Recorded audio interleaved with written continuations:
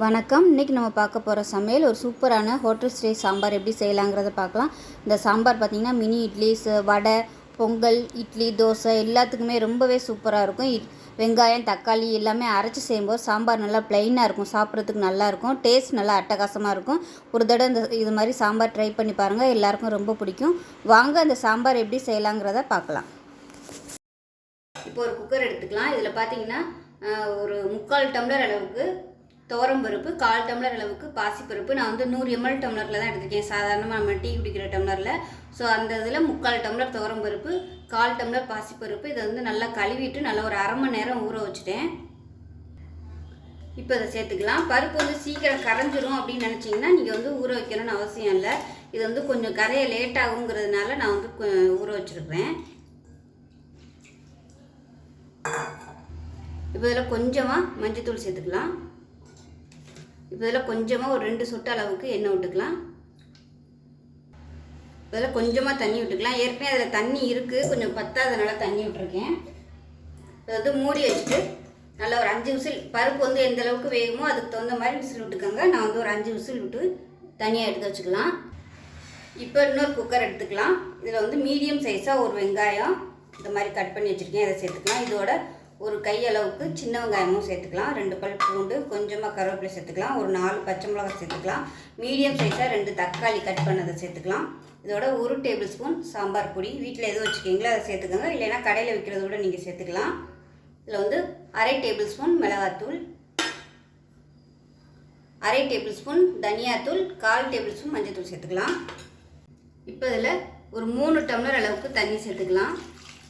தண்ணி சேர்த்துட்டு இதை மூடி வச்சுட்டு நல்லா ஒரு 3லேருந்து ஒரு 4 விசில் விட்டுட்டு ஆற விட்டுட்டு பார்க்கலாம்.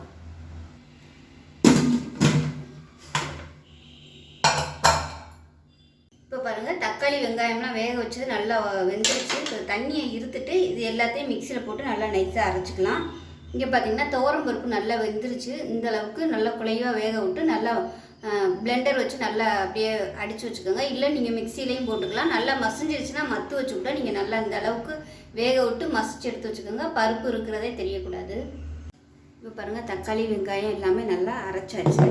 அதே மாதிரி தண்ணியுமே பார்த்திங்கன்னா வடிகட்டி தனியாக இருக்குது, பருப்பு கடைஞ்சது ரெடியாக இருக்குது. இப்போ இது வந்து எல்லாத்தையும் நம்ம தாளித்து விட்டுறலாம். இப்போ ஒரு பேன் எடுத்துக்கலாம், தேவையான அளவுக்கு எண்ணெய் சேர்த்துக்கலாம். இப்போ எண்ணெய் சூடானதும் 1 டீஸ்பூன் போல் கடுகு சேர்த்துக்கலாம், 1 டீஸ்பூன் சீரகம் சேர்த்துக்கலாம், 2 வெந்தயம் சேர்த்துக்கோங்க.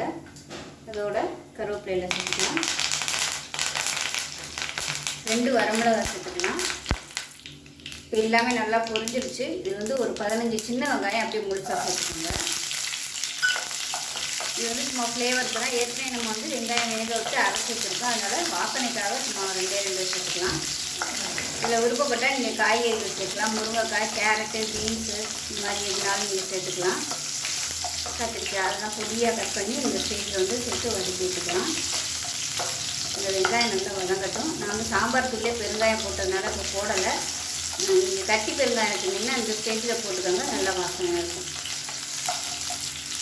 இப்போ வெங்காயம் நல்லா வதங்கிடுச்சு, நல்ல ஒரு வாசனை வருது. இந்த வெங்காயம், வெந்தயம், சீரகம்லாம் நம்ம போட்டதுனால இப்போ நம்ம தக்காளி, வெங்காயம் இதெல்லாம் அரைச்சி வச்சு அந்த பேஸ்ட்டை சேர்த்துக்கலாம்.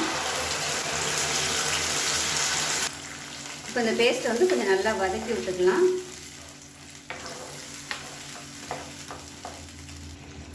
இப்போ நம்ம அரைச்ச பேஸ்ட்டு நல்லா வதங்கிடுச்சு. இப்போ இந்த ஸ்டேஜில் நம்ம வந்து பருப்பு வேக வச்சதை சேர்த்துக்கலாம்.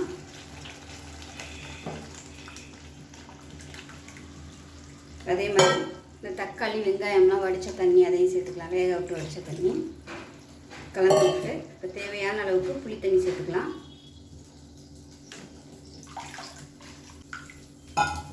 இப்போ இது எல்லாத்தையும் நல்லா கலந்து விட்டுட்டு உப்பு சேர்த்துட்டு நல்லா கொதிக்க விட்டுக்கலாம். திக்னஸ் பார்த்துக்கிட்டு நீங்கள் தண்ணி சேர்த்துக்கோங்க. இதுக்கு மேலே இன்னும் நல்லா திக்காக வேணும்னு நினச்சிங்கன்னா கம்மியாக நீங்கள் தண்ணி ஊற்றிக்கலாம், இல்லை தண்ணியாக வேணும்னு நினச்சிங்கன்னா இது தண்ணி கொஞ்சம் எக்ஸ்ட்ரா சேர்த்துக்கலாம். இப்போ இதில் உப்பு சேர்த்துக்கலாம். உப்பு நான் சேர்க்கலை, அதனால் இப்போ கொஞ்சம் உப்பு சேர்த்துக்கலாம். இப்போ இது வந்து நல்லா கொதிக்கட்டும்.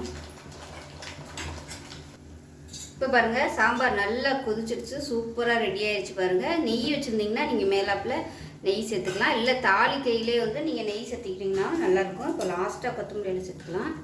நல்லா ஒரு கைப்பிடி அளவுக்கு நிறைய கொத்தமல்லி இலை சேர்த்துக்கோங்க. உப்பு எல்லாமே செக் பண்ணி பார்த்துக்கோங்க. அமர்த்திடலாம். அருமையான இட்லி சாம்பார் ரெடி ஆயிடுச்சு. இது வந்து பொங்கலுக்கெலாம் இந்த மாதிரி வச்சு சாப்பிட்டிங்கன்னா சூப்பராக இருக்கும். அவ்வளோதான், ரெடி ஆயிடுச்சு. இதே மாதிரியே ட்ரை பண்ணி பாருங்கள். ஒரு தடவை செஞ்சிங்கன்னா அடிக்கடி நீங்கள் இந்த சாம்பார் தான் செய்வீங்க. வெங்காயம் தக்காளி எதுவுமே இருக்காது, நல்லா ஸ்மூத்தாக இருக்கும். விருப்பப்பட்டால் நீங்கள் சின்ன வெங்காயம் வந்து இன்னும் எக்ஸ்ட்ரா சேர்த்துட்டிங்கன்னா இன்னும் டேஸ்ட் நல்லா அருமையாக இருக்கும். ஸோ அவ்வளோதான். செஞ்சு பார்த்துட்டு எப்படி வந்துச்சுங்கிறத சொல்லுங்கள். வீடியோ பிடிச்சிச்சின்னா லைக் பண்ணுங்கள், கமெண்ட் பண்ணுங்கள், சேனலை சப்ஸ்கிரைப் பண்ணுங்கள், பக்கத்தில் உள்ள பெல் பட்டனையும் ப்ரெஸ் பண்ணுங்கள். நன்றி.